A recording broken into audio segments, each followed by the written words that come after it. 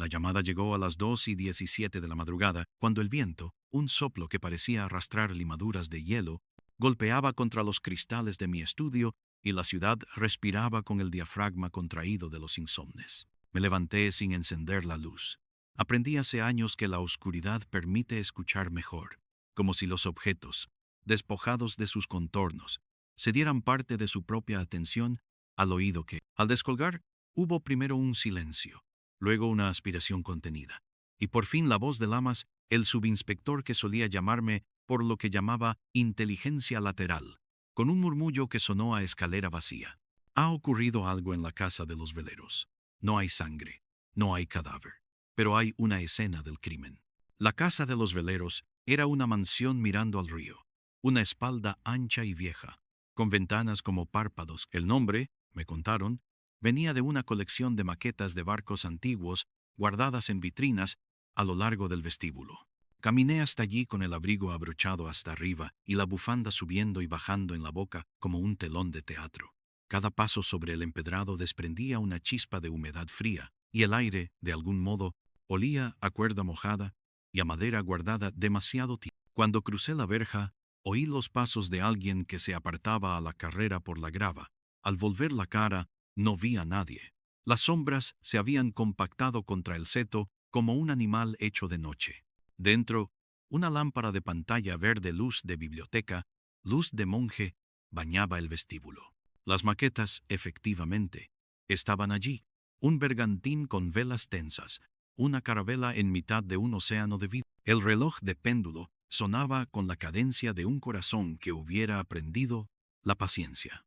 El olor que nos recibió Lamas y dos agentes más fue un perfume dulzón, no de flores, sino de papel antiguo, calentado por manos nerviosas, mezclado con otra cosa, leve y fría, como el aliento de una bodega subterránea. No hay cuerpo, repitió Lamas, rascándose las cejas sin tocarla, gesto que tenía cuando quería colocar las palabras en la estantería exacta.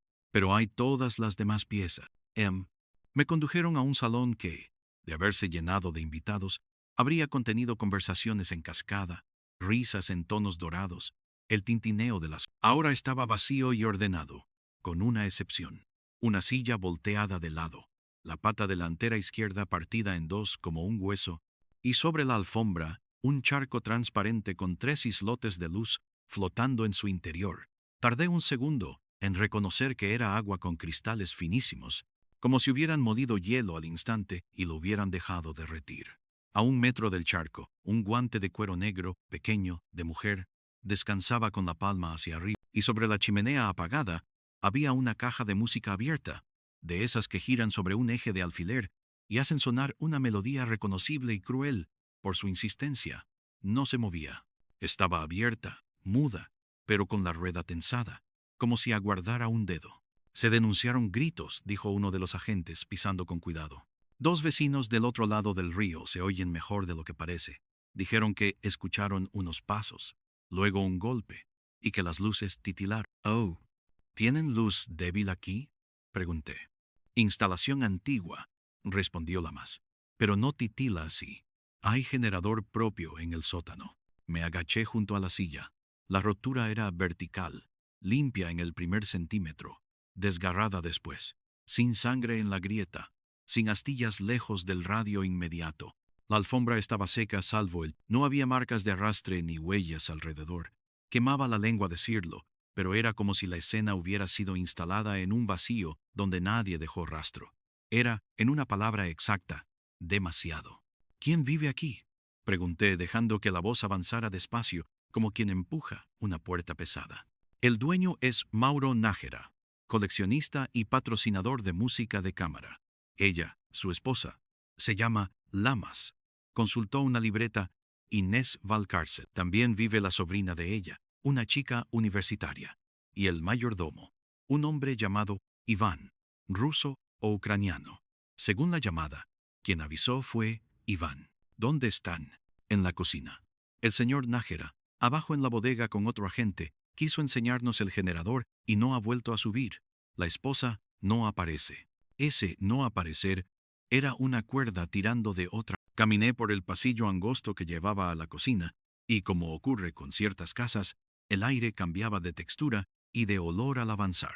Allí se olía a gas reciente, a café que alguien interrumpió, a metal húmedo. En la mesa de madera había 3 tazas, una con el pozo dibujando un ojo, otra con la cucharilla aún apoyada como un remo, y una tercera vacía, pero con una muesca de carmín. La sobrina, Lucía, tenía los ojos abiertos de par en par como si hubiese descubierto que ver cansa. Iván, hombre ancho, con manos que parecían diseñadas para sostener herramientas, estrujaba su gorra. La chica habló antes de que Lamas pudiera presentarnos. Aun cuando todo esté quieto, la casa suena, sabe, como si tragara. Lo escuché desde mi cuarto, un golpe seco. Después, como si alguien pisara charcos invisibles. Bajé. Iván me dijo que subiera otra vez, pero olía a perfume en el pasillo, y no hay perfumes abiertos. El reloj hizo un ruido raro, como si se hubiese tragado la hora. Después, nada. Iván tensó el cuello, la nuez moviéndose como una pieza que no encaja. Yo encontré el guante y llamé. Señor Nájera, estaba en el sótano afinando, él dice, afinando el generador. ¿Dónde estaba la señora?, pregunté, mirando a Lucía, porque los jóvenes, cuando mienten, mueven los ojos como si fuesen peces en una pecera demasiado pequeña. No sé. Estuvo leyendo en la biblioteca después de cenar. Iba a comentar algo del artículo de una revista sobre perfumes y olores que quedan pegados a las casas. Dijo una frase como si, hay olores que son recuerdos y hay recuerdos que son trampas. Lo dijo sonriendo, pero no era una sonrisa. No sé si me explico. El viento golpeó, o algo parecido al viento, contra la puerta trasera de la cocina. Esa que daba al jardín. Fue un golpecito, nada más. Todos volvimos Un olor nuevo entró. Sal, óxido, barro húmedo del río. Y confundiéndose con eso, una nota dulzona, como si un ramo de violetas hubiese pasado corriendo. Era inestable, como si llegara y se retirara con la respiración de la casa. Yo, que he aprendido a nombrar olores porque nombrarlos es el primer paso para no permitirles dominar, lo llamé mentalmente violeta húmeda con un ardid de sótano. ¿La caja de música?, pregunté, alzando la voz un tono. De la señora, dijo Lucía, heredó de su madre. Suena La fille au cheveux de Lin, pero más lento. A veces la abre y no la hace sonar. Dice que hay melodías que basta con verlas. Hay frases que en otras bocas no tendrían filo. En esa, lo tenían. Volvimos al vestíbulo. Las maquetas de barcos parecían orientadas hacia nosotros, como si en su océano congelado alguien hubiese ordenado virar. Escuché mis propios pasos resonar con un eco extraño, como si el suelo tuviera una segunda superficie, un suelo debajo del suelo. Me acerqué a la caja de música. El muelle estaba tensado. La tapa abierta mostraba una bailarina pálida e inmóvil. Al tocar con la yema el borde del latón, sentí el frío de una moneda sacada de agua. Voy a tocar el mecanismo, dije, y lo hice. La bailarina giró casi imperceptible, 1 milímetro de obediencia. La música, sin embargo, no se escuchó. Algo estaba obstruyendo el peine del cilindro. Con una aguja fina, la que uso para levantar astillas invisibles, saqué un cabello, largo, oscuro, enganchado en los dientes. La caja, libre, dejó escapar las primeras notas, pero eran notas con una sombra, como si la melodía saliera por una habitación contigua. A veces, dije murmurando para mí, los objetos se atragantan con las personas. Lamas frunció el ceño. ¿Qué dices? Nada. Sigamos. Abrimos la puerta del despacho. Allí, sobre la mesa, había 3 cosas importantes y 2 importantes por contar. Las importantes. Una fotografía en blanco y negro de la señora joven, con un vestido a rayas, en un muelle firmada en el reverso, con una frase que no entendí en el momento, una hoja arrancada de una partitura con una sola indicación escrita a mano, retardando hasta la inmovilidad, y una pluma estilográfica sin tapa que debía haberse secado recientemente, porque la punta mostraba la piel oscura de la tinta recién nacida. Lo importante por contraste, un cenicero sin colillas y una lámpara de pie con la bombilla fundida, y la pantalla ligeramente ladeada, como una cabeza confundida. ¿Qué dicen los vecinos exactamente?, pregunté, dejando que la fotografía hablara conmigo en silencio. Uno dijo que escuchó 3 golpes como si alguien cayera. pero no lo dice seguro. La otra, una mujer mayor que oyó un quejido de vela. Así lo expresó. El olor a violeta húmeda se hizo más nítido, como si hubiese encontrado camino por debajo de la puerta. Decidí ir al sótano. Bajamos con una linterna, porque, aunque las luces funcionaban, las escaleras de piedra pedían el acto ritual de la luz en la mano. Cada peldaño tenía una ligera concavidad gastada, una historia de talones. En el último tramo, el aire se volvió más frío. Se escuchó, no sé cómo explicarlo, un sonido de cuerdas tensándose. Luego, al doblar el recodo, vimos al señor Nager. Estaba en cuclillas junto al generador, una máquina gris con aspas cubiertas por un enrejado, como una jaula que intenta contener un animal mecánico. Tenía las manos en los oídos. Al vernos, retiró la mirada del suelo y la dejó un segundo en el aire, como quien intenta recordar dónde guardó su voz. Hay un zumbido que no sale de aquí, dijo, no del generador. Es como un mi sostenido que alguien olvidó bajar. Contuve mi tendencia a la ira. ¿Cuándo vio por última vez a su esposa? Hace 2 horas. Subió a su cuarto. Después bajó por agua. La oí hablar con Iván. Hizo un comentario acerca de un artículo sobre olores y casas. Le dije que iba a apagar el generador un momento para oír si el silencio estaba igual que antes. Ella se rió y dijo, los silencios nunca son iguales, Mauro. Luego, nada. Tragó. No me contesta. Es como si estuviera en la casa, y la casa no tuviera su ¿Entiende? A veces el duelo al adelantarse produce frases de una precisión dolorosa. Miré alrededor. En una mesa había herramientas, llaves, destornilladores, una cinta aislante, también, junto a una caja de bombillas, una botellita de esencia de lavanda. La olí. No era la nota que nos seguía. Volví a guardarla. El generador estaba en perfectas condiciones. La luz, más arriba, había tenido su propio latido. Me acerqué a un muro piedra y humedad y apoyé la... Sentí dentro, distintamente, una vibración que no era mecánica. Era más bien como una cuerda de violonchelo rosada sin arco, apenas con el calor de unos dedos. Arriba, en el salón, dije, hay agua con cristales. ¿Tienen máquina de hielo? En la cocina. No se usa. Inés detesta el hielo, dijo, como si anunciar esa aversión le doliera. ¿Por qué? Dice que el frío que no has invitado es una grosería. Volvimos a subir. Pedí ver el cuarto de la... Lucía, todavía con la taza de café intacta en la mano, insistió en acompañarnos. Sus pasos, ligeros y ansiosos, sonaban de manera desigual, como si una pierna tuviera más prisa que la otra. En el primer piso, el pasillo tenía una alfombra pasante con dibujos de nudos marineros. A izquierda y derecha se abrían puertas con cerraduras. El cuarto de Inés olía a papel, a resina de violín, a un tizne de perfume que no era violeta ni lavanda, sino una mezcla inteligente, privada, bergamota, iris, un fondo de almizcle limpio. Sobre la cómoda, la revista abierta. La memoria de los olores se leía en el encabezado del artículo, subrayado con lápiz, un párrafo. Las casas, como las personas, retienen lo que quieren y expulsan lo que las ofende. El olor persistente es una fidelidad o un rencor. A la derecha, una anotación de la mano de Inés, o ambas.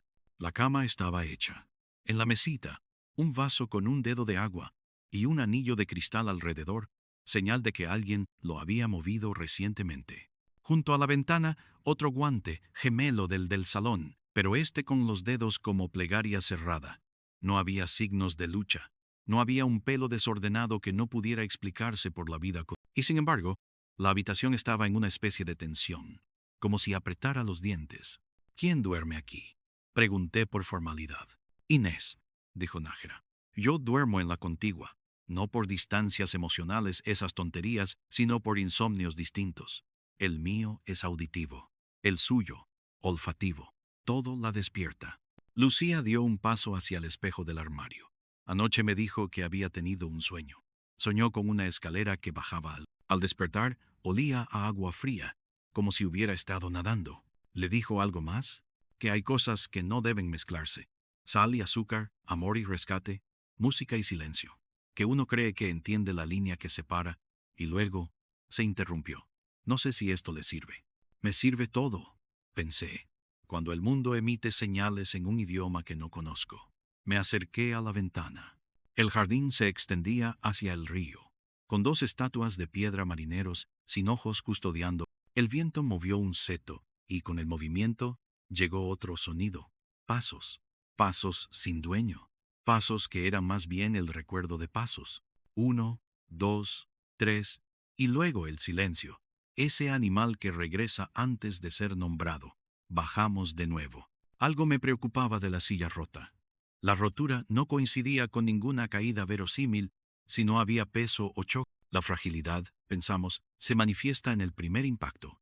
Pero aquí había una intención de rotura, como si alguien o algo hubiese decidido quebrar esa pata concreta y no otra. Pedí una regla. Medí la altura de la rotura en relación con el suelo. Medí la distancia al charco. Un triángulo discreto se dibujó en mi libreta. A veces, los triángulos dicen más que los círculos de la sospecha. Luego me arrodillé, puse la oreja al alféizar. No escuché más que el latido lejano del generador o de algo, y cuando me aparté, una brizna de hilo se quedó pegada a mi piel. Era de color azul oscuro y tenía un olor apenas perceptible a tinta. Lo guardé en un sobre de papel. ¿Puedo ver el muelle detrás de la casa?, pregunté de pronto, señalando el jardín. Salimos. El aire golpeó con una cuchilla limpia. El río, a esa hora, era una cinta de color plomo, con reflejos de una luna vieja atrapada en su superficie. Las tablas del muelle crujieron al pisarlas, pero con un crujido seco, sin humedad reciente. Un bote de remos estaba amarrado con doble nudo. Al inclinarme sobre la barandilla, vi algo adherido a una de las sogas, un hilo de guante o un pelo. Saqué la linterna. Era una fibra sintética, rígida. No pertenecía al guante de cuero. Volví la luz hacia el agua. Algo brilló, no una joya, no un metal, algo como cristal. Apreté los dientes, me quité los guantes y con el frío clavándose en las uñas, toqué la superficie con una red improvisada. Saqué 2 fragmentos. Eran placas delgadas de hielo, talladas, con formas geométricas regulares, como si hubiesen sido cortadas con intención. La temperatura de la noche no era suficiente para congelar el río. Ese hielo venía de otra parte, de un lugar con su propia ley térmica. Lo mismo que arriba, dije. El hielo es un mensaje. ¿Qué mensaje?, preguntó Lamas, sin ironía. ¿Que alguien quiere que pensemos en el frío, o en la preservación, o en la inmovilidad? Vimos luces moverse en casa. Iván cruzaba del salón a la cocina. El viento hizo vibrar los cables en el borde del tejado, y el sonido se pareció de pronto al de una cuerda grave tocada dentro de un ataúd. Me invadió una certeza que no procedía de lógica, sino de la constelación de olores, sonidos y objetos. La casa, esa noche, estaba escuchando todo lo que decía, y no solo escuchando, tenía ganas de intervenir. Cuando regresamos al vestíbulo, ocurrió lo que, sin saberlo, habíamos estado esperando: el reloj de péndulo, que había marcado las 2:50, y uno con un golpe opaco se detuvo. No hizo el pequeño suspiro que a veces hacen los relojes al morir un rato. Simplemente, el péndulo quedó inmóvil en mitad del arco, como una decisión suspendida. La música de la caja, en cambio, que yo había detenido tras las primeras notas, comenzó a sonar por sí sola, con esa suavidad que no anuncia nada y lo anuncia todo. La melodía, al tercer compás, se dobló. Algo, en otro lugar de la casa, la repetía con un segundo de retraso. Lamas miró hacia el techo. ¿Hay otra caja? No lo sé, dijo Nájera. Pero en el desván hay... Se quedó callado. En el desván hay cosas que no subimos al inventario. Objetos de la madre de Inés. Ella no quería venderlos ni catalogarlos. Dijo que hay memorias que respiran si las dejas coger polvo. Subimos al desván con una luz amarilla que parecía nacer cansada. La puerta tenía la resistencia de una garganta reseca. Dentro, el aire era una mezcla de hierro, tela vieja, piel reseca de libros, cajas con nombres escritos a lápiz, maletas que podrían haber llegado en barcos, un espejo sin plata que devolvía solo sombra. El sonido de la melodía repetida venía de un rincón. Allí había una caja de música distinta, más grande, con una bailarina que no era persona sino vela, cera blanca, con una hebra de hilo como columna vertebral. Giraba con un movimiento apenas perceptible, y en su base, en lugar del cilindro con púas, un pequeño disco perforado hacía vibrar un alambre. No debía funcionar, y sin embargo, Funcionaba. ¿Quién la encendió?, pregunté. Nadie respondió. Me agaché. Debajo de la caja, en el polvo, había marcas de dedos. 4 marcas, no 2. Dedos que habían dibujado un semicírculo, como si alguien hubiese trazado una brújula. Y, a un lado, la huella de la pata de una silla. La misma altura, pensé. La misma fractura. Ese extraño eco que hace la intención cuando se propaga verticalmente por una casa. El frío se intensificó. Las palabras que pronunciábamos desprendían vapor. Algo crujió por encima de nosotros, algo imposible, porque no había nada más arriba que el tejado, y el crujido se pareció, con terca claridad, al de un cristal que se fisura en 5 direcciones a la vez. Luego, el silencio. Lucía, detrás, dijo a media voz: «Tía Inés», y el nombre se perdió en la madera. Bajamos. Pedí que nadie entrara en el salón mientras yo revisaba un detalle. Encendí la caja de música pequeña, dejé que diera 2 vueltas, la detuve, busqué alrededor cualquier indicio de manipulación. El charco junto a la silla había perdido su forma. Ya no era un charco ordenado, sino una mancha que recordaba vagamente una espiral. Al acercar la linterna, vi que no era solo agua. Había minúsculas virutas transparentes adheridas al tejido de la alfombra. Tomé una. Se deshacía entre los dedos con la fragilidad de la escarcha. Era hielo tallado, sí, pero no con cuchillo sino con presión, como si hubiese sido apretado contra una superficie con una mano paciente. A su lado, apenas visible, un grano negro, tinta seca. El hilo azul de antes adquirió entonces su sitio en el tablero. «Alguien ha escrito con agua fría», dije, sabiendo que la frase o bien sería entendida al vuelo o sonaríamos todos locos, y ha firmado con tinta que se cayó al hacerlo. Lamas se acercó. «Explícate». Más tarde, y no por retener la gloria del misterio, sino porque había aún piezas por voltear. Quiero hablar con cada uno, por separado, y con la casa. ¿Con la casa? Con los lugares donde ella, Inés, depositaba su respiración. La biblioteca, el pasillo, el lugar donde dejó el guante. Interrogamos primero a Iván, en la despensa. Su relato fue lineal, casi militar. Dijo que oyó un golpe, corrió, vio la silla caer como si alguien hubiera decidido acostarla, encontró el guante, llamó. No toqué nada, solo el teléfono. Sus manos, sin embargo, llevaban una sombra oscura en la yema del índice derecho. Le pedí que me las mostrara. Olían a metal y a tinta. He cambiado una bombilla en el pasillo y he recogido un bolígrafo que se cayó, dijo. Una respuesta rápida, preparada. Guardé el olor en la parte del cerebro donde archivo lo que todavía no sé conectar. Luego, hablé con Lucía. Su relato fue una cuerda que se enreda y se desenreda. Inés dijo, estaba inquieta toda la tarde. Tocaba una y otra vez el mismo compás al piano, y lo detenía antes del desenlace. Le molestaba el aire. Decía que había una corriente que no era de aire, que era de memoria. Tía, decía cosas así. A mí me parecían bonitas hasta esta noche. La pregunté por la relación entre sus tíos. Dudó. Se quieren, pero también se protegen. Se hacen promesas de cuidado que son jaulas pequeñas. No sé si entiende. End quote. Entiendo, pensé. El modo en que el cariño se vuelve pasillo estrecho si uno no abre ventanas. Finalmente, con Nájera.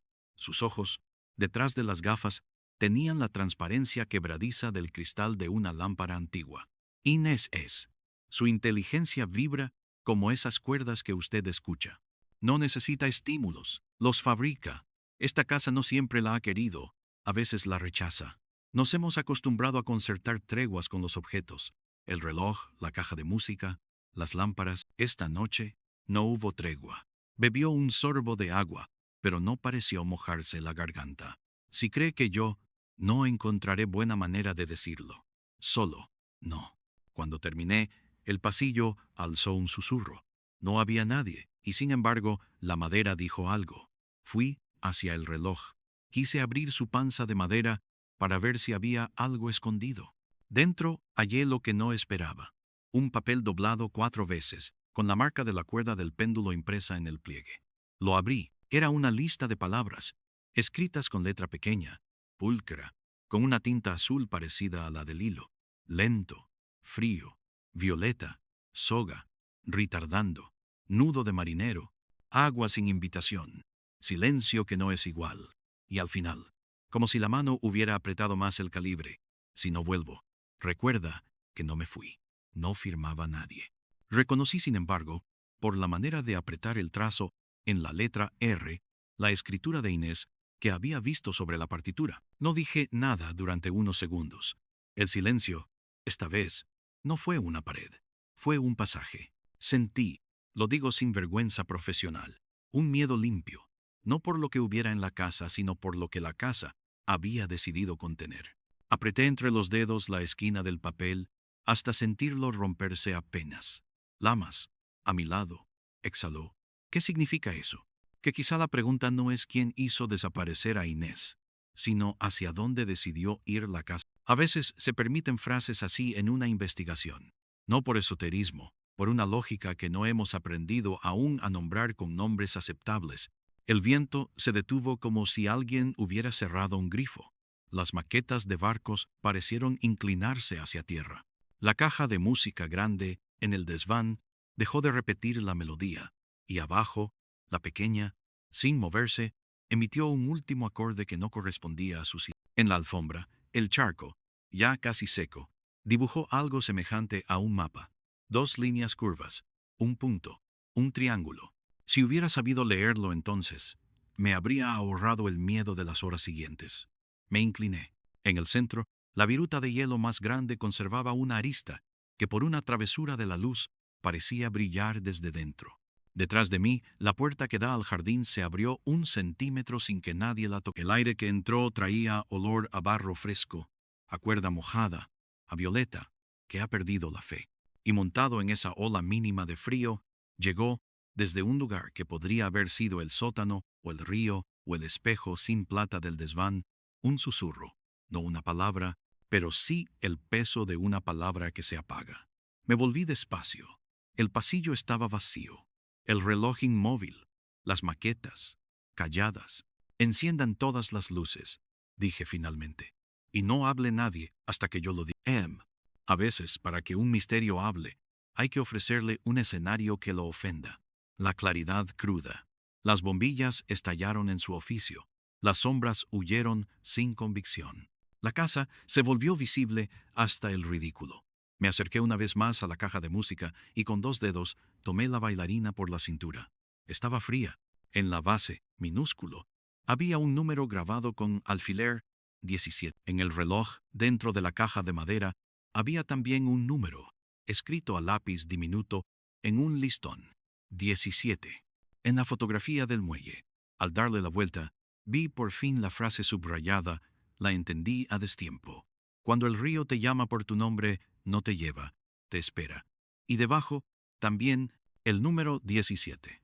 Esta casa está contando algo, murmuré, y supe, mientras lo decía, que no sería esa noche cuando lo descifraría. Pero la casa, por primera vez desde que llegué, me devolvió mi propia respiración a un ritmo que no era el mío. Y lo que devolvió ese eco suave y helado no era otra cosa que el principio de la presión que comienza a crecer en los buenos casos, cuando el misterio deja de ser un accidente y se revela como una voluntad. Entonces, de la bodega, llegó un grito contenido. No fue de pánico. Fue el sonido de quien encuentra una puerta donde no había pared. Corrimos. En el último peldaño, tropezó Lamas y se agarró a la barandilla con ese instinto que tienen los cuerpos por su propia integridad. Abajo, Nájera señalaba un muro. La luz tembló. No tembló. Vibró como una cuerda tocada por una mano invisible. En la piedra, que juraría que no había sido tocada en 100 años, apareció como quitando el velo de una fotografía bajo un líquido de revelado, un rectángulo más oscuro. Una puerta que no figuraba en una puerta sin picaporte visible, con una rendija que despedía un soplo de aire más frío que la noche. Esto no estaba aquí, dijo Nájera con una convicción sin prestigio pero verdadera. Yo, que ya estaba más allá de la sorpresa, acerqué la palma a la rendija. El olor que salió era una mezcla clara. Agua antigua, madera dormida, violeta muy tenue, y de fondo, y con ese olor, una certidumbre que me mordió el estómago. Al otro lado, o bien Inés, o bien algo que había hecho de Inés su instrumento, esperaba que la destapáramos. No abrí, no todavía. Me di vuelta, Y, en el silencio apretado de los tres hombres, escuché el tic-tac de un reloj que no funcionaba. Traigan una lámpara de pie, dije, y traigan la caja de música. Si esta casa quiere concierto, se lo vamos a dar. Porque a veces, para entrar, no se empuja, se afina. Y, en ese instante, mientras preparábamos lo que aún no sabíamos cómo ejecutar, supe con toda la claridad de la noche más limpia que el caso acababa de dejar de ser un extraño suceso en una casa con maquetas, y que el peligro, el auténtico, el que sabe callar, había decidido sentarse a escucharnos. El zumbido que no venía del generador se convirtió en la clave en cuanto bajamos con la lámpara de pie y la caja de música. No fue una idea razonable, lo admito. Fue un impulso entrenado por años de escuchar cómo ciertas estructuras responden al ritmo como si fueran seres con sistema nervioso. Coloqué la lámpara frente a la puerta recién revelada y pedí a Lamas que la conectara a una toma del sótano. La luz proyectó una elipse blanquecina sobre la piedra. En el borde de esa elipse había algo, una irregularidad casi microscópica. Pasé la uña y sentí la cabeza plana de un tornillo antiguo embutido a... Había 4, en las esquinas de un rectángulo más pequeño dentro del rectángulo oscuro. Una puerta dentro de una puerta. Puse la caja de música en el suelo, a 1 metro de aquella costura. Le di cuerda con deliberación y solté. La melodía, esa insistencia de agua clara, se propagó por el sótano con una cualidad diferente. Arriba sonaba de porcelana, allí de metal sumergido. A cada compás, la vibración en la piedra cambiaba de tono, como si el muro, complaciente o alarmado, estuviese intentando acompañarla. Al tercer ciclo, el zumbido ajeno se alineó con la nota más aguda y un susurro de aire escapó por la rendija, helándonos los nudillos. Alguien la abrió antes usando la música, dije sin probarlo aún, y la conjetura, al salir, supo a hierro y a acierto. O la cerró. ¿Cómo abrimos esto sin tirar medio muro?, preguntó Lamas, con las palabras cortas para no permitirle al miedo respirar demasiado. No abrimos de golpe. Si esto es una cerradura acústica, y usted sabe que odio esas frases, una presión brusca podría atrancar lo que esté del otro lado. Nájera, pálido bajo la luz amarilla, se apoyó en el generador como si necesitara la vibración ajena para sostenerse. Inés llevaba días ensayando el mismo pasaje, retardando hasta la inmovilidad. ¿Y si la llave es el detenerse? Terminé por él. No lo sé, pero puedo intentarlo. Volví a dar cuerda, y esta vez fui frenando con el dedo meñique el giro de la bailarina hasta forzar que la melodía se arrastrara. El tiempo se estiró como una liga, a punto de romperse. Un compás, otro, medio, cuarto, y entonces, con un chasquido que no aguardábamos, uno de los tornillos liberó una mota, una línea finísima, una grieta nueva. Un hilo de tinta invertido cruzó el rectángulo interior. Detuve todo. No quería que, por impaciencia, la casa interpretara otra orden. ¿Una herramienta pequeña?, pedí. Iván, que había bajado en silencio detrás de nosotros, como una sombra con respiración, me acercó un destornillador de relojero. Su índice y pulgar tenían manchas negras. La tinta, pensé, vuelve siempre al dedo que la traiciona. Aflojé el primer tornillo, con una lentitud que no era solo precaución, era también respeto rígido. A cada giro, la piedra parecía soltarse 1 milímetro de su recuerdo. El segundo se resistió hasta gruñir. El tercero se dejó convencer. El cuarto estaba oxidado y por un instante creí que iba a partirse. No lo hizo. La placa rectangular se deslizó hacia atrás, como la tapa de una caja. Detrás había madera, vieja, oscura, con una veta que parecía un río y, clavado a esa madera, un gancho metálico minúsculo aseguraba un cordel que se perdía hacia arriba, adentrándose en la pared. Tiré de ese cordel, con el mismo cuidado que uno emplea para levantar el párpado de un enfermo dormido. La pared respiró. La otra puerta, la grande, sin picaporte, cedió medio centímetro, y me golpeó la cara un aliento con notas de botica antigua, cera y barro. Apreté el cordel un poco. Algo, al otro lado, raspó. El peso de un mecanismo, una madera que volvía a moverse después de años.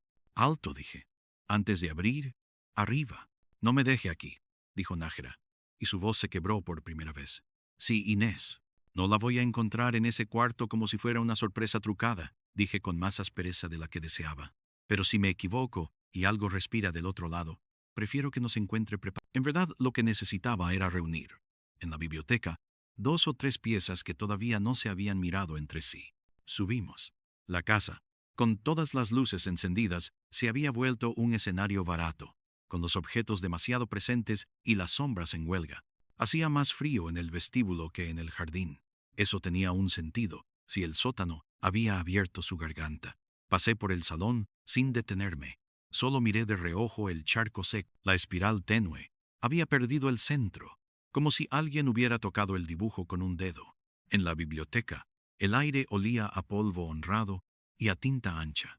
Hice algo que no suelo hacer por temor a la teatralidad. Me senté a la mesa, tomé la pluma sin tapa y escribí sobre un papel en blanco con letra lenta, ¿dónde? La tinta salió al principio reticente, luego fluida. Olía a aceite y a ese metal dulce de los depósitos. Colocando la palabra a la luz, aprecié un brillo casi imperceptible. No era solo tinta. Había mezclado un residuo microscópico de otro líquido. Una microfisura en la superficie se cristalizó, un borde de escarcha íntima. La pluma había sido cargada alguna vez, no necesariamente hoy con algo frío. Una ridiculez química, tal vez una broma de laboratorio, pero me encajaba en el mapa. Agua fría firmando mensajes. Abrí el cajón. Encontré cartas ordenadas por un orden que nunca entenderíamos salvo preguntando a quién lo impuso. Un cuadernillo de notas con medidas de muebles y, entre 2 hojas de partitura, una postal vieja del muelle que había visto en la fotografía del cuarto de Inés. Detrás, una frase a lápiz. Cuando el río esté en la casa, no le cierres la puerta. Y el número 17. El mismo. El número se había vuelto una boya. A su lado, un dibujo toscamente hecho de un nudo marinero llamado, supe luego, vuelta de brasa con cotes y una anotación. El nudo que suelta aprieta. Cerré, sobre la mesa, la hoja de partitura con él, retardando hasta la inmovilidad, me devolvió la mirada. Toqué el borde. La rugosidad del papel me dejó en el pulpejo la memoria del lápiz de Inés. Apretaba al marcar esa indicación, y el trazo llevaba una sombra de duda al final, como si escribiera también. ¿Segura? Sin at reverse, a ponerla. Al volver al pasillo algo cambió en el aire. No la temperatura que seguía siendo terca, sino la densidad. Es un fenómeno que uno aprende a reconocer. El espacio se hace más grueso, como si hubieran colgado cortinas invisibles entre las paredes. Lamas, que me seguía con la mirada clavada en la moqueta, se detuvo. ¿Lo oye? Sí. Era un sonido que se parece a cuando un dedo mojado recorre el borde de una copa. Una nota tenue, vibrante. Provenía de la escalera que subía al Allí, el espejo sin plata. Allí, la caja grande con la bailarina de cera. Subimos. El espejo, esa vez, devolvía un contorno más oscuro. Uno podría haberse convencido de que mostraba el interior de la pared en lugar de la habitación. La caja, en el rincón, giraba sin música, con esa gravedad de objeto que no necesita sonido para ordenar el aire. Me acerqué, y esta vez, en la base, en el metal, vi también un número, 17, y el relieve, casi borrado, de un pez. En la tapa, en el borde interno, alguien había raspado una palabra con una aguja. Espera. La luz de la lámpara tembló, no la bombilla, no la mano, la luz misma, como si el aire la hubiera arrugado, y el espejo devolvió una vibración que no era reflejo. Se parecía al rumor de muchos pasos caminando en silencio. Basta, dije, y bajamos de nuevo al sótano con la decisión que se tiene al salir de una iglesia, cuando uno ha rezado demasiado. En la bodega, el aire parecía haberse espesado. Del otro lado de la puerta, el frío respiraba con regularidad. Puse la palma en la madera nueva. La veta, bajo la piel, vibraba como un animal adormecido que reconoce un olor querido. No habría dicho entonces que la casa estaba de nuestro lado, pero sí que había dejado de considerarnos intrusos. Ahora sí, tiré del cordel. No de golpe, sino con cadencia. Al mismo tiempo, pedí a Lamas que hiciera sonar de nuevo la caja de música arriba, en el vestíbulo, a volumen bajo. Queríamos un eco que se filtrara como una penumbra. Al quinto tirón, la puerta se dio otro centímetro. Al sexto, la línea negra que la contorneaba se volvió una grieta con aliento. Al séptimo, se abrió lo justo para que entrara una mano. No metí la mía. Usé un calzo de madera para forzar el hueco sin lastimar la estructura. La casa no protestó. Abrimos lo necesario para... Dentro, la oscuridad tenía otra clase de granulado, como si flotara un polvo de piedra húmeda. El olor a tinta vieja se intensificó. El haz de la linterna se detuvo en una mesa de trabajo contra la pared izquierda, con herramientas para encuadernar, frascos de químicos, trozos de cuero, pequeños punzones, agujas, un taller. A la derecha, cajas apiladas con recortes de papel, retales, cuartos de tapa de libro, y en el fondo, dos cosas: un arcón con tapa de hierro, y colgada de un clavo a medio metro del suelo, una cuerda de violonchelo, sola, tensada entre dos ganchos, como un animal capturado que sigue vibrando. Entramos de uno en uno. Al poner el pie dentro, el suelo devolvió un quejido, y pensé que si allí había habido ratones alguna vez, habrían aprendido un idioma. Lamas recorrió con la luz los frascos: alcohol, goma laca, un bote etiquetado sustancia blanqueante, y en letras pequeñas, no inhalar, otro con sales. En todos, una fina película de cristal microscópico en la boca. El frío, otra vez, firmando. Nájera se acercó a la cuerda. Es de Inés, dijo con el tono del que pronuncia un nombre propio en un idioma extranjero. Experimentaba con tensiones. Decía que la madera de la casa respondía mejor a ciertas notas que a ciertos golpes. El arcón no abrí de inmediato. Me agaché a ver si tenía cerradura o truco. Tenía ambos. La cerradura estaba a medio forzar por dentro, un acto imposible, sin ayudante humano. A menos que había un alambre tan fino que solo la linterna al ras permitía verlo. Subía por la pared y terminaba en una anilla detrás de un ladrillo flojo. Iván respiró fuerte por la nariz. El sonido se pareció a un resoplido. Eso, yo no lo he puesto, dijo, como si lo hubiéramos acusado. Yo no he entrado nunca aquí. ¿Quién más tenía acceso?, pregunté sin mirarlo. Solo Inés, dijo Nájera. Ella me pidió que no cruzara la puerta si algún día la encontrábamos, dijo. No porque esconda nada malo, porque hay cosas que, cuando se miran de golpe, se deshacen. Su voz, en ese se deshacen, se llenó de astillas. Acaricié la tapa con la palma. Fría, un frío particular, como el de las botellas que han estado a la orilla del agua sin estar sumergidas. Levanté el ladrillo flojo, y con ello, la anilla liberó el alambre. Escuchamos un clic, una tensión que se rendía. Abrí el arcón. Dentro había cuadernos sin fecha legible, encuadernados a mano con tela humilde. El primero, al abrirlo, me golpeó por su olor, no al moho de biblioteca abandonada, sino a tinta contenida y a una leve violencia de químico.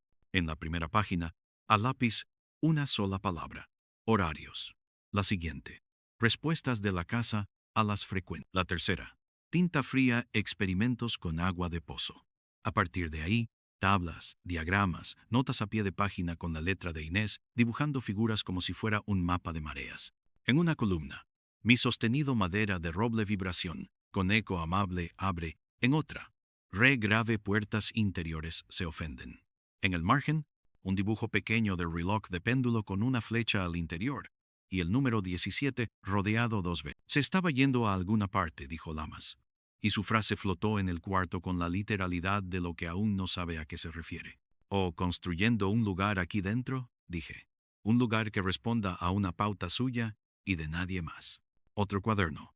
Olores. Listas.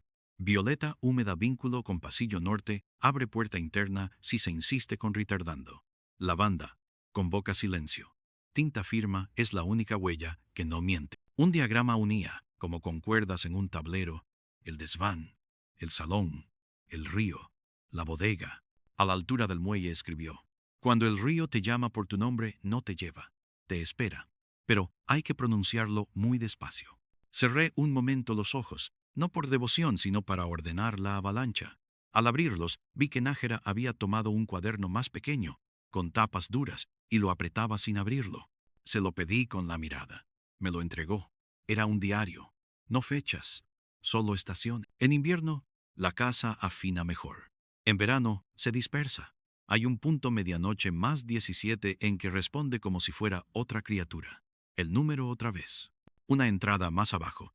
Lucía No entiende. Mauro cree que entiendo demasiado. Iván cree y no cree, según el día. A veces su fe está en la fuerza de sus manos, otras en la fuerza que no se deja tocar. 12:17, dije. Miré mi reloj. Las 3:40. Esa hora, por suerte o por diseño, había pasado, pero la casa había guardado su eco. ¿Qué pasaría si hiciéramos sonar la melodía a la hora exacta? ¿Qué puerta abriría entonces?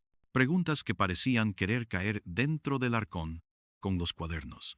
En la esquina, junto a una prensa de encuadernar, vi un guante de cuero negro, de mujer, el tercero. Los dos de arriba eran pareja. Este tenía, en la palma, un sello ovalado impreso en la piel con calor. Lo acerqué a la luz.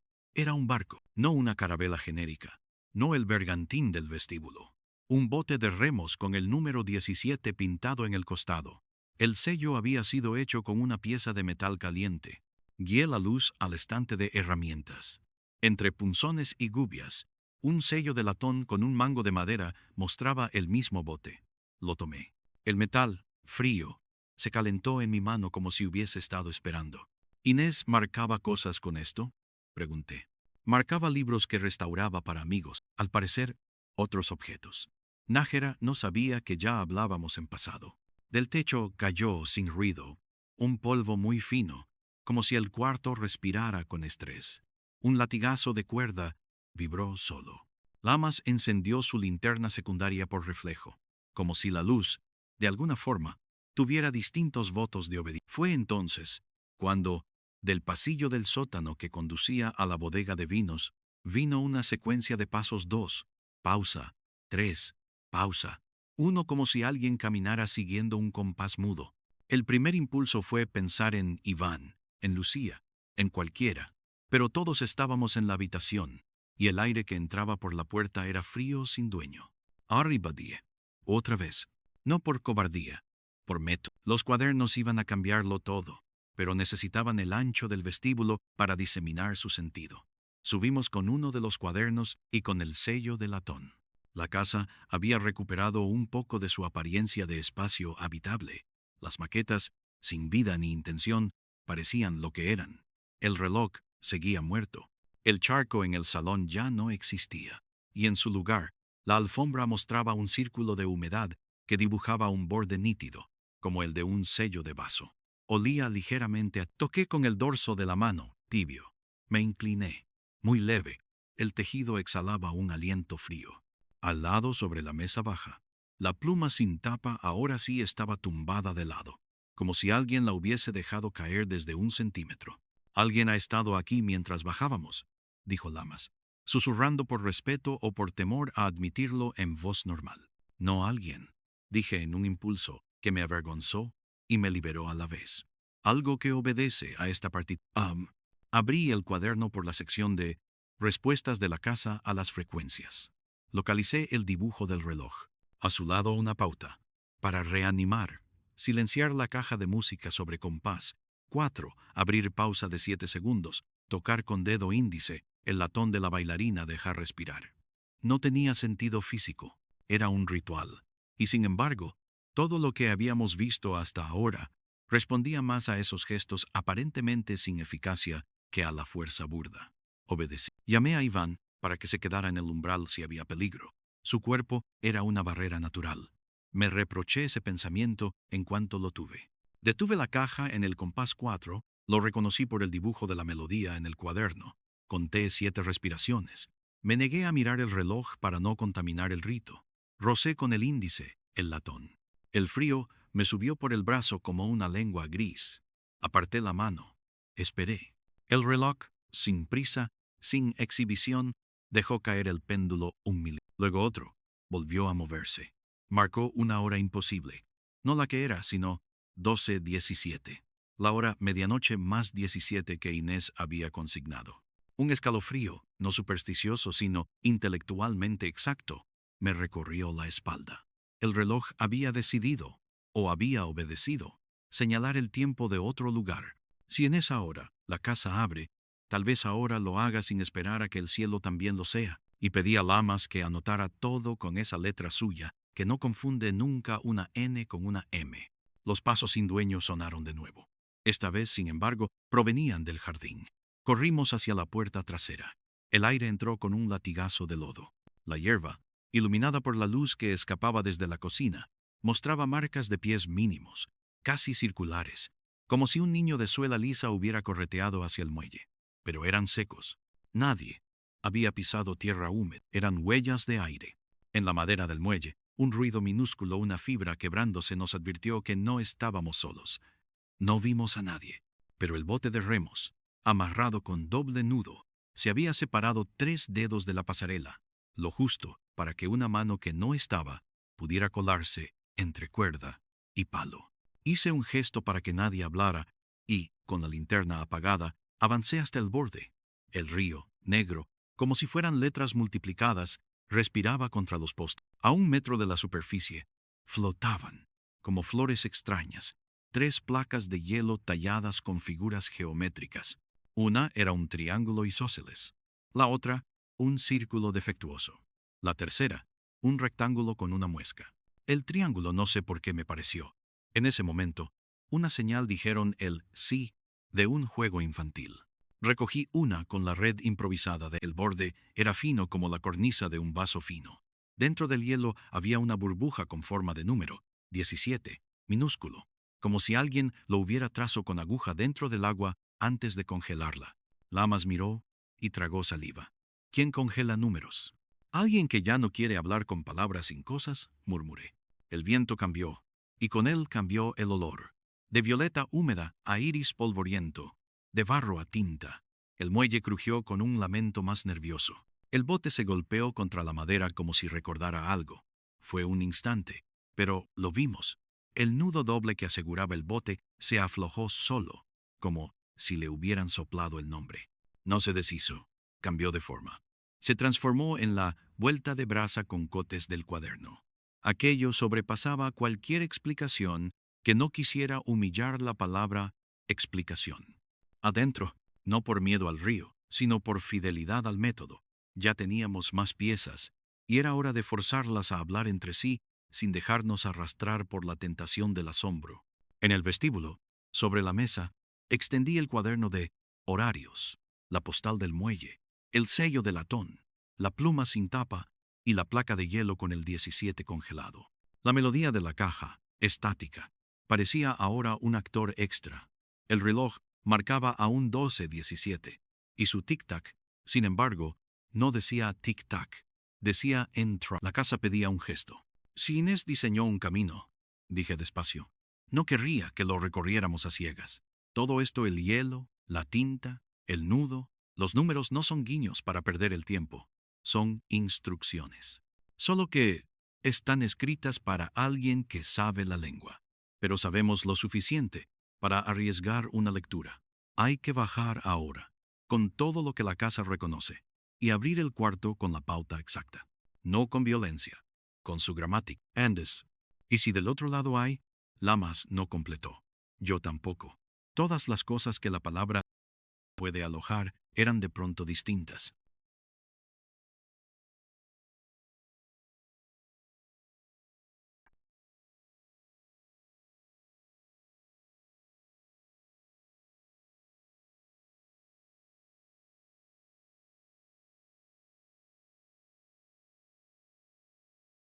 Hay que cometer sacrilegio. En el sótano, el frío ya no era un elemento, era un personaje con intenciones pequeñas. Coloqué el reloj frente a la puerta, apoyado contra la piedra, tic-taqueando la hora imposible. Puse la caja a su lado, y el sello de latón encima del arcón, como si este fuera una Leí en voz baja una de las anotaciones de Inés. Para abrir lo que no quiere ser abierto, repetir 3 veces el nombre de quien busca, en el silencio que es distinto, y no decir el apellido, para que la casa no crea que llama al cuerpo, sino a la voz. Respiré. Inés. El nombre se me quebró en la lengua. Otra vez. Inés. La tercera. Inés. La puerta respondió con un latido. No tembló. Latió. Una presión un poco más leve nos tocó la cara. El cordel, tensado entre la pared y el gancho, se aflojó 1 milímetro. Tiré. La rendija se abrió. Dentro, el aire ya no era negro, sino gris. Una sombra cruzó de izquierda a derecha, como un pez. Di un paso. El taller olía más a tinta. Los frascos exhalaban un vaho microscópico que brillaba con luz extraña. La cuerda de violonchelo vibró sola, en mi sostenido, sin que nadie la rozara. En el arcón, los cuadernos abiertos mostraban páginas que no habíamos pasado, y en la mesa de encuadernar un objeto que no estaba antes, el guante gemelo del tercero, posado como si una mano invisible lo hubiera dejado. Sobre su palma, con tinta azul, con anillo de escarcha, había una palabra: no. ¿No? Dijo Lamas, enfadado por el enigma. ¿Qué? No lo sé, iba a decir, cuando algo más se volvió visible en esa mano. Bajo el no, con tinta casi invisible, otra palabra brotó con la humedad del aire: avances. No avances. El frío escribe. Las letras, al formarse, soltaron un perfumito ácido.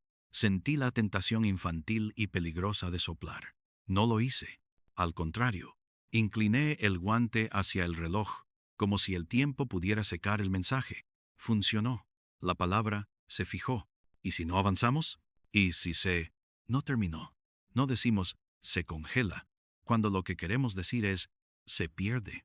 No avancé. Di un paso atrás. La cuerda dejó de vibrar. La puerta, obediente a un acuerdo que no habíamos firmado, se mantuvo abierta. La nota en el aire bajó medio tono. La caja de música que yo no había tocado aceleró sin haberle dado cuerda. Lo vi en el cuaderno. Si la música corre, bajar la luz. Apagué la lámpara de pie. El sótano se volvió casi noche. El reloj marcó 12:17, con una solemnidad de trono. Algo entonces nos rozó la mejilla, a los tres, como si alguien hubiera pasado una flor húmeda. No era piel, era violeta. La voz llegó por fin, no como palabra, sino como presencia que fuerza a una palabra a existir. Fue la mía la que lo pronunció, pero no eligiéndola yo.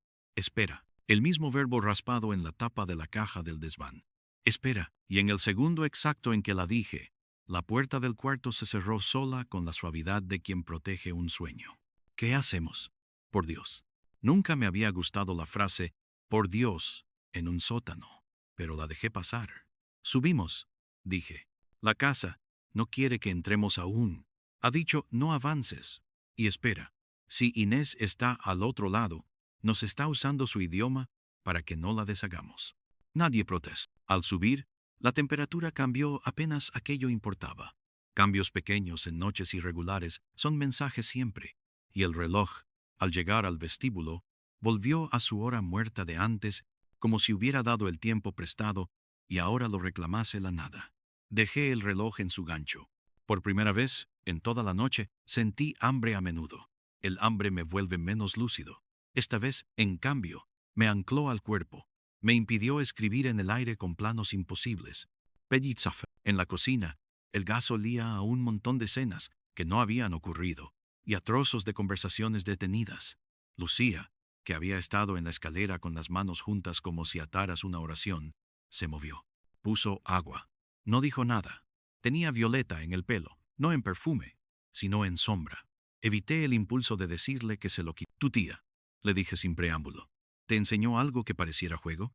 ¿Algo con sonidos o pasos? ¿Algo que tuvieras que repetir 7 veces? ¿O que hubiera que hacer cuando el reloj marcara una hora que no era? Sí, dijo.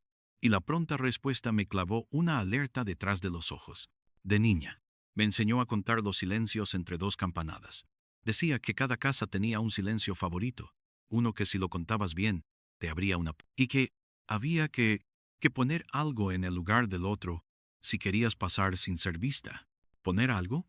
Dejar un objeto que la casa reconociera como tuyo, y llevarte uno que la casa reconociera como suyo. Un intercambio justo. Una manera de pedir permiso. Miró hacia el salón con miedo de que la casa oyera el concepto de intercambio. Yo dejaba siempre una horquilla en el pasillo y me llevaba un guijarro del jardín. Al volverlo, tenía que dejar el guijarro y recuperar la horquilla. Si no lo hacía, la casa se enfadaba. Era absurdo y era exacto. El sello de latón, bajo la luz, devolvió una sombra con forma de bote sobre la pared. Vamos a necesitar hacer un trueque, dije. Dejar algo de nosotros y tomar algo de la casa. y luego, cuando la casa nos lo devuelva, devolverlo. Si Inés diseñó esto como un laberinto con reglas, romperlas la rompería. ¿Y qué tomamos?, preguntó Lamas, que ya había pasado del escepticismo al manual de instrucciones. Algo con 17, algo que la casa crea suyo.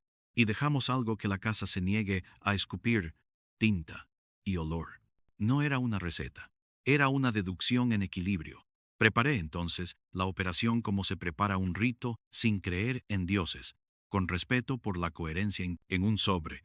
Puse el hilo azul de tinta que había recogido, un grano de tinta seca del salón y un pétalo de violetas de un jarrón que Lucía sacó temblorosa de la despensa.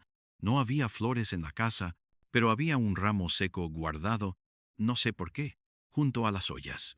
En otro sobre, vacío, marqué con el sello de latón un bote con el 17. Ese sobre sería lo que tomáramos. En la solapa, con la pluma sin tapa a la que le añadí una gota de agua de la jarra más fría, sí, de esa agua que parecía resistirse a la categoría de tibia, escribí, espera, y dejé secar hasta que la escarcha microscópica se fijó. Bajamos otra vez. Abrí la puerta como antes, cordel, música, respiraciones calculadas, y, con la precisión de quien deja una ofrenda, coloqué el sobre de tinta y violeta en la mesa del... A la vez, tomé del arcón una tarjeta que no habíamos visto, una etiqueta de biblioteca con el número 17 impreso y el nombre Colección Valcárcel Sala B. La metí en el sobre marcado con el bote. La casa no gimió, no protestó. La cuerda de violonchelo, sin embargo, hizo un glissando diminuto, como si un dedo invisible hubiera probado si estábamos mintiendo. Subimos en silencio. En el vestíbulo, el reloj había vuelto a morir. Coloqué el sobre con la etiqueta 17 sobre la repisa de la chimenea. Esperé. No pasó nada. Eso también es un mensaje. Llegó Iván, con el cuerpo lleno de intención. No me gusta jugar con cosas que no entiendo, dijo. Y su voz, que no había temblado ni una vez, tembló. La señora no nos haría daño. No nos lo está haciendo, dije. Nos está enseñando a entrar donde ella entró. Y si acertamos, no solo la encontraremos, la entenderé. No lo dije por premio a mi vanidad detectivesca. Lo dije porque la posibilidad se había puesto a caminar con botas de clavos por el pasillo. Arriba en el desván, un golpe seco nos llamó. Corrimos. La caja grande se había detenido. Sobre su tapa, algo había dejado el sobre que depositamos abajo. Dentro, el pétalo de violeta estaba reseco. El hilo azul, en dos. La tinta, convertida en un manchón con la forma imperfecta de un círculo. Y junto a eso, otra etiqueta, Sala C, número 18. Por un segundo, la frustración me encendió la lengua. Dije en silencio palabras que la casa, si fuera susceptible, habría aprendido con gusto. No cambies la regla a mitad de juego, murmuré, no sé si a Inés, o a la casa, o a la noche. Lamas, que tiene esa inteligencia privada de quien sabe encontrar estructuras en costumbres ajenas, dijo, quizá no cambió la regla, la amplió. 17 era la hora, el sello, el reloj.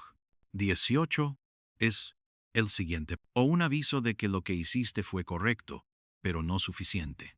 Puede ser. Aflojé el enojo como quien afloja un nudo.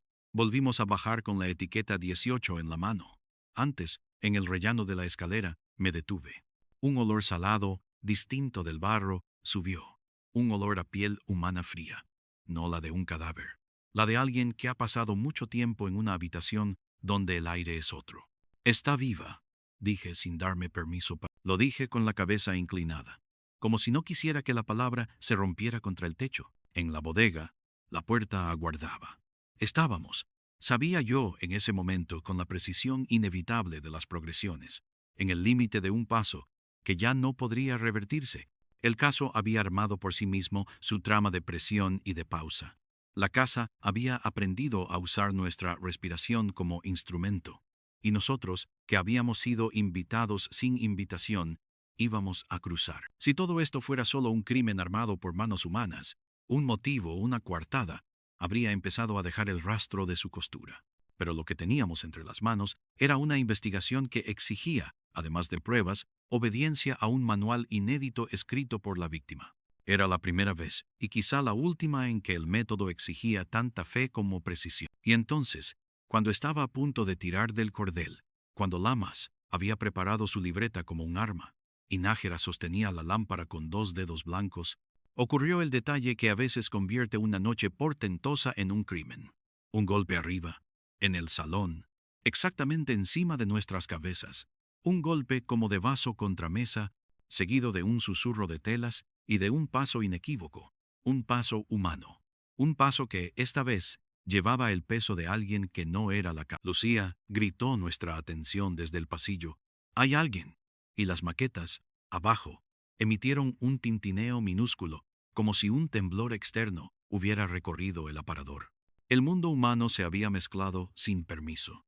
Y la casa, que había pedido espera, se ofendió con una ráfaga gélida que nos levantó los vellos del brazo. «No nos conviene dividirnos», dijo Lamas. «No nos conviene desobedecer, no nos conviene llegar tarde», dijo Nájera, y su voz fue la única, en toda la noche, que sonó a reloj que decide por todos. Solté el cordel, la puerta respiró. Arriba, los pasos humanos también. La tensión por fin se rompió en 2 direcciones, y el misterio, que había sido un río esperando nuestro nombre, se volvió catarata. El golpe de arriba de vaso contra mesa nos partió la noche en 2, como una nuez. Un instante después, el susurro de telas, el crujido de una suela real, no de aire ni de memoria, y la voz de Lucía llamándonos con un pánico de corredor estrecho. «¡Hay alguien!». Sentí cómo la casa encogía su piel. El frío, que hasta entonces había obedecido un compás, subió de tono como la cuerda de un violonchelo, a la que una mano imprudente empuja más allá de su... Por un segundo, vi 2 caminos, con la claridad que solo concede el peligro.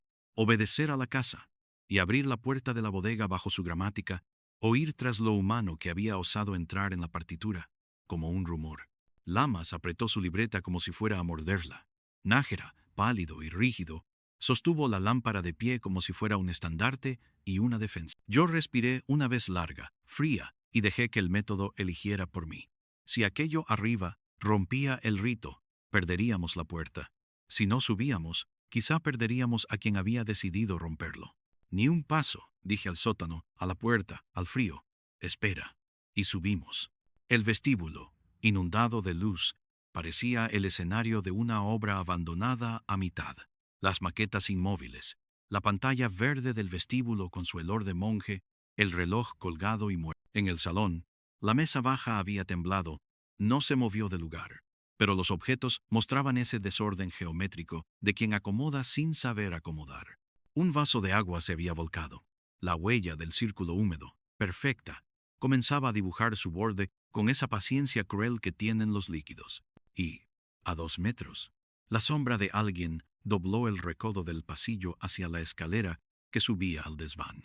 «¡Alto!», gritó Lamas, con una autoridad que no conocía en su voz. La silueta, un cuerpo pequeño, delgado, se detuvo, giró a medias, y entonces la luz recortó la cara de Lucía, no sorprendida de vernos, sino sorprendida de habernos sorprendido. Tenía en la mano la caja de música pequeña, la de la bailarina de latón. Sus dedos, blancos del frío, apretaban la tapa como si de ello dependiera no caerse. «Lo siento», dijo, y el aire se le empañó un círculo frente a la boca. Pensé que si tocaba arriba a la vez, la casa entendería más La frase era absurda y exacta. «Estaba subiendo a la caja grande», dije. «¿A la del desván?». «Sí». Ella, tía Inés, me contó de niña que a veces había que tocar 2 a la vez para corregir un eco. Tragó saliva, y el sonido fue seco, como si su garganta tuviera arena. No quise romper nada, solo ayudar. A su lado, pegado a la pared como una columna que decide creerse sombra, Iván apareció con un sigilo torpe. Venía desde la cocina, y en su mano había una linterna apagada. En su índice, la mancha de tinta había corrido hasta la falange como una V, o como un río en mapa. «La señorita no debía estar sola», dijo. No sonó a excusa, sonó a acto reflejo. Yo la seguí. La casa exhaló. «Lo prometo», exhaló. Un soplo, no de viento del jardín ni de corrientes de principios de invierno. Un suspiro breve que olía a violeta y a hierro frío. El reloj muerto no se movió, pero yo oí dentro de la madera el chasquido del muelle, reajustándose 1 milímetro. Era como si al decirnos «espera, abajo», y obligarnos a subir. La casa estuviera dispuesta a penalizarnos con el susto, pero no con la catástrofe. Dejé a Lamas conducía, y a Iván con la linterna, no la enciendas salvo que yo lo diga, y regresé al sótano con Nájera. A cada peldaño el frío volvió a hacerse tono, no cuchillo. A cada respiración, la madera de la puerta devolvía su latido inicial.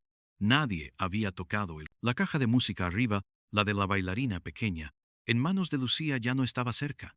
El sótano, sin embargo, recordaba su melodía como un olor. Ahora, dije en voz más baja que antes, y la palabra se desprendió de mis labios cargada de intención, como una nota prescrita. El cordel se tensó con obediencia de animal al que se le ofrece la mano abierta. Con un ritmo que era ya una costumbre improvisada, tiré, solté, tiré, mantuve. La rendija creció. La madera, esa madera que no pertenecía a esta época, rozó su marco con un gemido que no pedía perdón. El aire que salió olía a tinta calmada y a cera de vela apagada hace 1 hora exacta. Abrí lo suficiente para entrar. Dentro, esa semioscuridad gris de piedra que aprende a hacerse habitación. En la mesa de trabajo, el sobre con la etiqueta Sala C18 no estaba. En su lugar, una etiqueta limpia Sala B17 resplandecía apenas por el tinte de la... Y encima, el sello de latón del bote, tibio contra lo imposible. Está aquí, dijo Nájera, con una convicción silenciosa que hizo que el frío... Pedí. Todavía. En cello vibró un mi sostenido suave. Como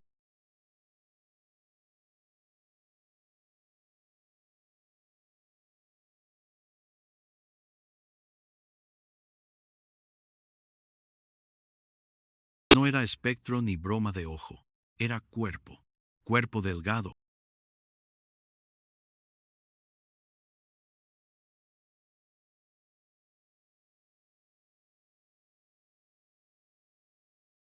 Había sido, y ya no del todo. Super direcciones, sus párpados con la sombra de quien ha leído hasta lo amable del papel, su boca con la huella mínima de un miedo seco. Los ojos, abiertos, nos miraron a través de una capa de aire más frío. No dio un paso. No podía, o no debía. Tenía los pies descalzos sobre el suelo de piedra, y del contacto nacía un hilo de vaho que parecía una cuerda de humo. La boca se le movió. No lo bastante para que una palabra saliera con autoridad, pero sí lo suficiente para que la casa decidiera traducirla. Dijo, lo supe sin oírlo con mi oído corriente, no deprisa. La obediencia a esa indicación fue lo que salvó la noche. Haz lo que te enseñó, le dije a Nájera, sin mirarlo. Respira como ella respira, no como tú. Es un mandato extraño, pero lo entendió. Respiró en 4, mantuvo en 3, soltó en 5. Fue torpe y fue hermoso. La luz, casi imperceptiblemente, cambió de temperatura. O no la luz, sino el modo en que el polvo la aceptaba. El frío perdió un filo. Yo, con la mano izquierda, dejé sobre la mesa el sobre que la casa labró, Sala B17. Con la derecha, tomé el sello de latón del bote y lo apoyé un segundo en el borde de madera de la puerta, como si firmara la apertura. La cuerda de violonchelo bajó a re. Se quejó, pero obedeció. Si la tocan, la rompen, dijo Inés por fin con voz. Una voz débil y afilada, como un cuchillo fino que después de cortar pan intenta partir una cuerda. No me toquen.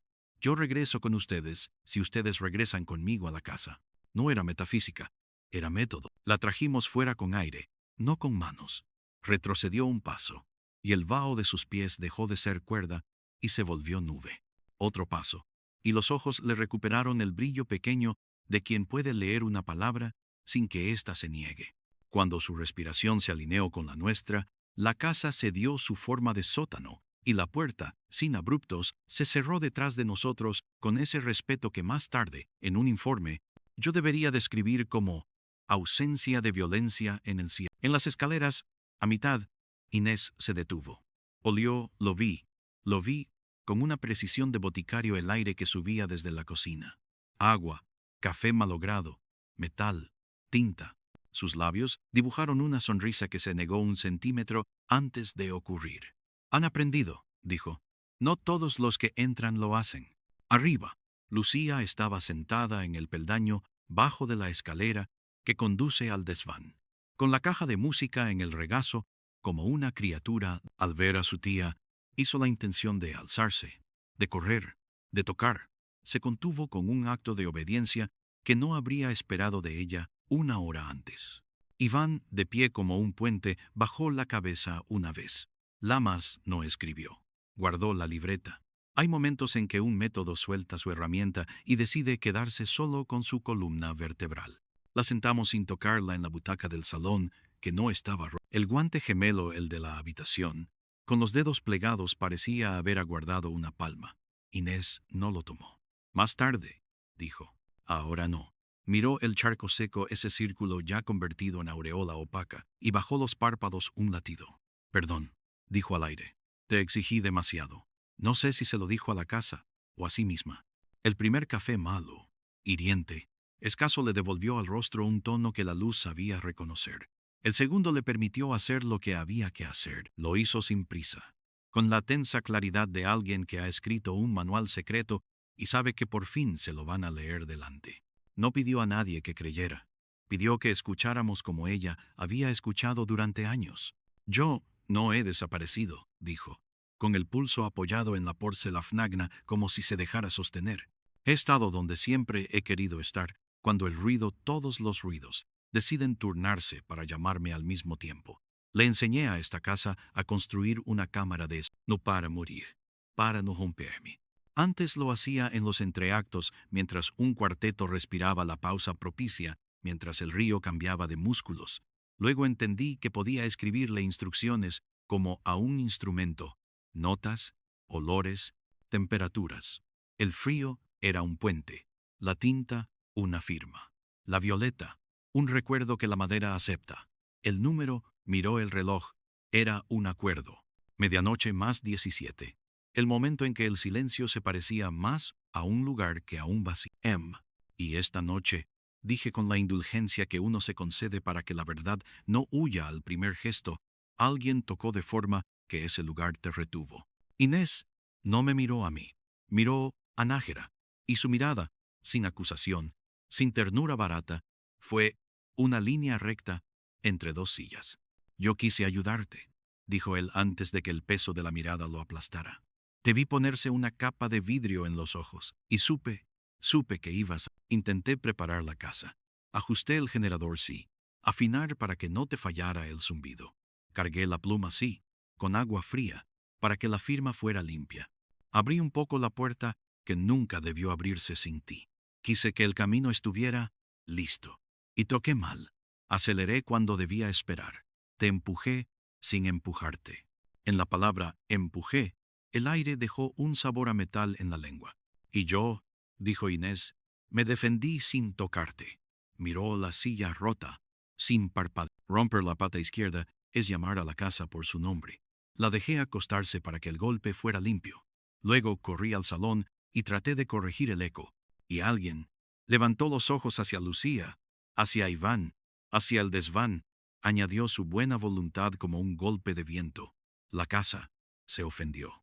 Me sostuvo en la espera más tiempo del que acuerdo. Cuando quise volver, me dijo, espera a mí, y obedecí. Si hubieran forzado la puerta, me habría deshecho. La palabra desecho se posó sobre el mantel del café como una mariposa de plomo. Yo lo llamé a usted, dijo Iván mirando al suelo. No a la policía, primero a usted, porque la casa le hizo sitio cuando cruzó, y porque la señora habló de usted con respeto que no da a cualquiera. Inés asintió lentamente. Usted no vino a romper. Eso lo entiende la madera. No tuve ganas de modestias, ni de vanidades. El método esa noche había sido obediencia más que sagaz. Había leído, sí. Había olido, sí. Había atado hilos de tinta a charcos y charcos a números. Pero si algo nos había dejado entrar, era el modo de pisar. Queda algo, dijo Lamas, con su respiración ya menos crispada. No un quién ya lo tenemos, sino un porqué profundo. No el porqué conyugal, ni el porqué romántico. El otro, ¿por qué hacer de una casa una partitura? ¿Por qué pedirle a la madera que obedezca a una violetesía? Inés sonrió a medias. Y ese medio gesto fue más triste que un llanto rendido. Porque hay ruidos que no caben en ningún oído. Y olores que no caben en ninguna nariz. Algunas personas, no muchas, tenemos umbrales mal recortados. Lo que para otros es ruido de fondo. Para mí es lenguaje que exige traducción a cada minuto. Si no le doy gramática, me devora. Aprendí a escribirle pausas al mundo. La casa fue la más dispuesta. Mauro quiso ayudar, no lo niego, hasta que confundió ayudar con asegurar. No hay crimen en su gesto. Hay exceso. Mauro bajó la cabeza con la rigidez de quien quiere que el cuerpo le tape una idea. En su nuca, la piel se tensó como la de la cuerda del violonchelo cuando, por torpeza, uno busca el la. Perdón, dijo. Fue una palabra de un adulto que se aprende la humildad. Lucía, que había retenido el llanto con una heroica disciplina, se permitió una lágrima. No fue una catarata. Fue una cuenta de collar que decide soltarse sin escándalo. Tía, dijo.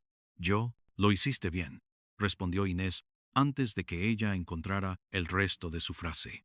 A tu manera y a destiempo. Es lo mismo que yo he hecho media vida en Grey. La casa entonces hizo algo que creo recordar con exactitud, y sin embargo, cada vez que me siento a escribir, se me escapa una hebra. Apartó, por un latido, el olor a violeta. En su lugar nos dejó solo madera limpia y agua quieta. Fue un perdón mínimo, un acuerdo firmado con respiración. Quedaron las piezas humanas, el informe, las firmas, los planos donde dibujaríamos una puerta no dibujada, los términos en los que una casa puede ser testigo y cómplice sin ofender al papá. Quedaron también los objetos que habría que devolver a su sitio con ceremonial laico, el sello de latón al taller, la pluma al cajón, la etiqueta Sala B17 al arcón con los cuadernos, la caja de música grande a su rincón, la pequeña al borde de la chimenea. Quedó, por supuesto, la silla rota. Inés pidió que no la repararan. Cuando una pata sabe que es nombre, no conviene callarla con cola y clavo, dijo. Y no supe si era poesía, superstición o un grado nuevo de... Lamas insistió por oficio, por esa porción de su carácter que no cede en registrar una declaración de cada uno. Lo hicimos de madrugada, con los vasos ya tibios, con el vestíbulo todavía oliendo a café y a viento que no entra. Iván dijo poco. Lucía dijo que anotaría en una libreta los silencios que aprende en casas ajenas, para no tener que inventarlos a gritos. Mauro dijo que no volvería a tocar el generador sin pedirle permiso a alguien que sabe de música. Inés dijo que haría una copia de los cuadernos para que si ella falta, alguien pueda leer. Y que si alguna noche la hora marca 12:17 sin serlo, no cunda el pánico. La casa está recordando. Amanecía cuando salimos. El río, que había sido plomo y luego espejo negro, tenía ahora el color de una cuchara vieja. Las estatuas del jardín parecían menos crueles. Las sogas del muelle, más sueltas sin perder su seguridad. Yo caminé hasta el borde y dejé que el aliento se enfriara sobre. Pensé, es inevitable en la palabra culpable. Esa moneda que el oficio a veces quiere gastar a la fuerza. ¿Quién era aquí culpable? ¿Un hombre que, por amor mal afinado, apretó una tecla equivocada? ¿Una mujer que, por necesidad bien afinada, enseñó a una casa a obedecer y con ello abrió la posibilidad del exceso? ¿Una sobrina que jugó con ecos de la infancia? ¿Un mayordomo que confundió su fe en las manos con fe en la madera? Decidí por salud, por decencia, que no era esa clase de... que había crimen cuando se rompe algo que los humanos han acordado que no se rompe. Un cuerpo, una voluntad, un silencio ajeno. Allí hubo una voluntad en tensión, sí, pero no una ruptura sin consentimiento. Había peligro, y sin embargo, ninguno decidió hacer del otro su instrumento. Si en el papel era preciso poner un hecho anómalo sin delito, lo pondría. Y dormiría ese mismo día, al mediodía. Volví a la casa de los veleros, con un técnico de la comisaría para trazar el hueco de la puerta en los planos. La casa nos dejó entrar, ya me permito esa clase de frases sin resistirse. El taller de encuadernación estaba en su sitio. El arcón, cerrado, las etiquetas, guardadas. Inés, con una bufanda que parecía un trozo del río domesticado, me saludó y me pidió que oliera una mezcla. Iris y algo que no pude ir. Es para que la casa entienda cuando no debe abrir, dijo. Una señal de cierre que no ofenda a nadie. Mauro, en la bodega, Había retirado el generador de su pedestal de orgullo y lo había puesto en la esquina, como a un niño al que se le explica por qué no se toca el piano durante la siesta. Esa tarde firmé, con lamas, un informe que no iba a encontrar jurista que lo quisiera leer sin levantar una ceja. Lo hicimos, de todas formas, por obediencia a otro manual, el de lo común. A la hora 2:17 se recibe aviso de posible suceso violento. Al llegar, no se detecta sangre ni cuerpo. Se registran fenómenos mecánicos vinculados a la instalación de electricidad y al comportamiento de objetos de la casa. Se identifica un cuarto hasta entonces no documentado. Se accede sin violencia y se recupera a la SRA. Inés Valcárcel, sin lesiones excepto hipotermia leve. Se presume activación accidental de un dispositivo de aislamiento sensorial de la SRA Valcárcel. Se recomienda no judicializar. Se sugiere, consciente de la rareza de la sugerencia, respetar instrucciones de uso del inmueble provistas por la SRA. Valcárcel. Lamas quiso, por travesura o por justicia, dejar fuera la palabra dispositivo y escribir cámara de espera. Yo, que sé cuando el papel no admite poemas, insistí en dispositivo. Nos dimos la mano con una media sonrisa y un cansancio que ya no era miedo. Durante una semana, nada. El caso quedó en mi mesa, con el peso liviano de las cosas que han sido resueltas por el borde. Yo, que tengo un oído que ya no calla desde que cruje una madera, y la confundo con un signo, me obligué a volver a tratar a las casas como casas, a los olores como olores que no se han entrenado para significar, a la música como música para la gente, y no para... Creí, no sin algo de arrogancia, que había salido limpio del juego. A la octava noche, me despertó a las 12:17 un sonido que, en mi estudio, no tenía por qué existir. No fue la caja de música de nadie. Fue el borde de una copa, una sola nota. Apenas. El tipo de vibración que exige que el dedo recorra el cristal con agua. Me levanté a oscuras. Aprendí hace años que la oscuridad deja a los objetos con menos prerrogativas. Caminé sin encender la luz hasta la mesa donde tengo los papeles, que prefiero no ordenar. El aire olía a papel y a tinta. También mínimo, casi una mentira, olía a violeta húmeda. Sobre la mesa, en el hueco donde la noche anterior había dejado un sobre sin importancia, había ahora una etiqueta de biblioteca. Sala B17. No pertenecía a mis cosas. No pertenecía a esta casa. Tenía, sin embargo, la cortesía de quien pasa sin tirar. En el borde de la etiqueta, con tinta que no pude atribuir ni a mi pluma, ni a ninguna de las que me visitan cuando tomo notas, alguien había escrito: espera. No me asusté, no me tranquilicé. Obedecí. Me senté, puse la mano sobre la madera y conté 7 respiraciones. El ruido de la calle, ese que suele ofender, un coche tardío, un vecino inepto, un perro con sueño, se redujo a su versión amable. La etiqueta, bajo mis dedos, estaba fría como si hubiese dormido al lado de un vaso con... No hice nada más. Al cabo de un minuto, la dejé sobre la repisa. A la mañana siguiente, no estaba. En su lugar, había un círculo de humedad diminuta, perfecto, del tamaño de una moneda de 2 euros. Olía solo a agua. Volví a la casa de los veleros esa tarde con la formalidad de quien cree en la decencia de los asuntos cerrados. Inés me abrió. La violeta, esa vez, era solo un recuerdo en la bufanda. Hablamos en el vestíbulo. De pie, le conté sin dramatismo, como quien relata un detalle de tráfico, lo de las 12:17. Me miró con una gravedad agradecida. Le dije a la casa que lo acompañara a veces, dijo. No por capricho, por tener una segunda lectura del mundo. No quiero, no debo volver a exigirle lo que exigí. Quise darle trabajo amigo. Si la etiqueta aparece, no la retenga mucho. No es suya, tampoco mía. ¿Y si una noche la etiqueta no viene y viene la hora sin objeto? Pregunté, con una sonrisa que evitó ser. Entonces, dijo Inés, ese silencio será suyo, y tendría la cortesía de escribirlo para mí. Me alargó un cuaderno en blanco con tapas humildes, encuadernado con hilo azul. Cuando crucé la verja de regreso, otra vez de noche, otra vez con el río cumpliendo sin ruido sus obligaciones, escuché detrás de mí el eco mínimo de pasos que no eran míos. No volví la cabeza. A veces, mirar es romper. A veces, no. Esa noche no. Escribo esto ahora, con el frío organizado en los dedos, en un cuaderno que huele a goma laca y a promesa. Hay historias que no admiten la palabra fin, sin faltar a la exactitud mínima. Podría decir, Inés no murió. Mauro aprendió una forma difícil de querer que no pone jaulas. Lucía guardó una caja de música en el lugar en que se guardan los juegos que salvaron infancias. Iván se compra linternas, que enciende solo cuando la casa se... Podría decir, la casa de los veleros sigue mirando al río. Y en noches de humedad honrada, hace el ruido que hacen los barcos en miniatura cuando deciden soñar la marea. Podría, incluso, cantar victoria, adjudicarme la lectura de un manual que ya estaba escrito antes de que yo llegara. Lo más exacto que puedo escribir es menos brillante y más inquietante.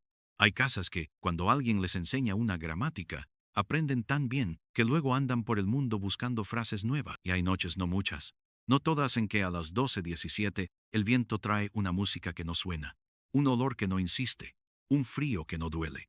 Y, en ese borde, uno entiende que el misterio, al resolverse, no se ha ido, simplemente ha cambiado la casa donde duerme. Ayer, por ejemplo, mientras terminaba esta página, la copa de agua que tenía a la izquierda dejó un círculo limpio sobre la mesa. Medí, por superstición y por método, exactos 5 centímetros. Los conté con el dedo. Al cuarto, el borde se disolvió con la educación de un invitado. En el reflejo del cristal, esa geometría obvia, creí ver, por menos de un segundo, el borde de un bote con un 17 pintado. No lo anoté en ninguna parte. No hacía falta. Lo escribo ahora solo para que la historia, al cerrarse, no crea que me ha engañado. La casa de los veleros, en algún punto de esa madrugada, respiró hacia acá. Yo respiré hacia allá. Entre esas dos respiraciones hubo, mientras tanto, un crimen que no terminó de suceder. Una víctima que diseñó su laberinto. Un culpable que no merece ese nombre. Y una verdad que, por no ofenderla, se cuenta mejor con pasos que con palabras. El resto, lo que ustedes quieran concluir, lo decidirá la madera donde lean, el agua que tengan cerca y la hora en que, sin que lo noten, el reloj señale una medianoche que no está. Si algo les susurra, espera, obedece. Y si algo que no sean sus propios miedos les pide, no avances, recuerden a Inés, la cuerda, la violeta, el hielo con números, la silla a la que un día llamaron por su nombre. Recuerden que hay silencios que abren. Y si una etiqueta de biblioteca aparece en su mesa, no la retengan.